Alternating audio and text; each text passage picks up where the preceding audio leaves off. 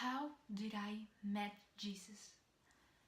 Many people think that I believe in Jesus, that I'm called a Christian because I was raised in a Christian family. That helped a lot. But that's not enough for you to have a strong belief in Jesus Christ. And this is my story. I'm doing this in English. I will be reading in my laptop, so I'm sorry if I get stuck.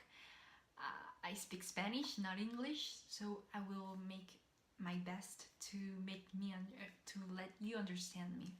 So I remember this song called "Good Good Father" of Chris Tomlin, and the first verse of the song says, "I've heard 1,000 stories of what they think you're like, but I've heard a tender whisper of love in the dead of night."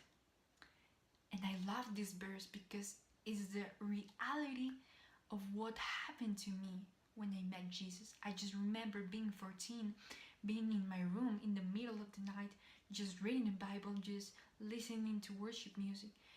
And I remember it was Easter time. I did this devotional every day, but there was something about the story of Jesus that really caught my attention. I remember opening the book of Matthew, and there was something in these words that just catch my spirit. I remember spending a whole hour reading these words, and now I understand that it was the Spirit preparing me to what was going to happen an hour later. And I just read this word, read about Jesus, read about his person, read about what he did when he was on earth. And I just closed my Bible, and after that I listened to this song, by the way, that also was speaking about Jesus and his sacrifice. And I just remember how my spirit was burning inside of me, how everything was, how all these things that I have been taught at church and by my parents weren't just something that what I was taught. They were becoming a real belief in me. A conviction was starting to grow in me through the Spirit. I mean, it was amazing. I just can't describe it through words because I can't. I just can't. I can't say that I just felt this burning fire inside of me. I just felt how real was becoming the person, Jesus, and his sacrifice and his resurrection in me. And I remember that day was the beginning of everything. But after that, it was the first time that I heard God's voice, but also it was the first time that I heard the enemy's voice.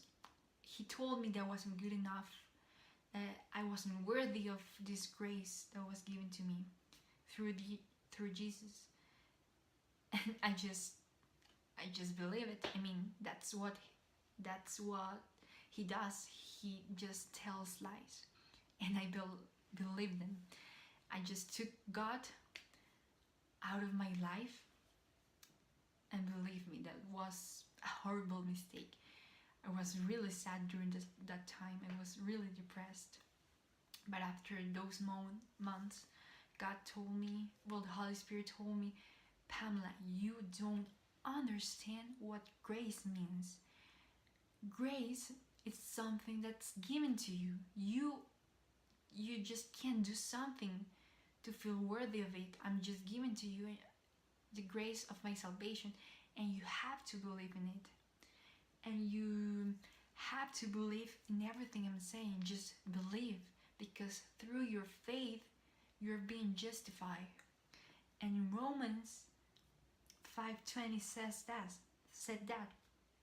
But where sin increased, grace increased all the more.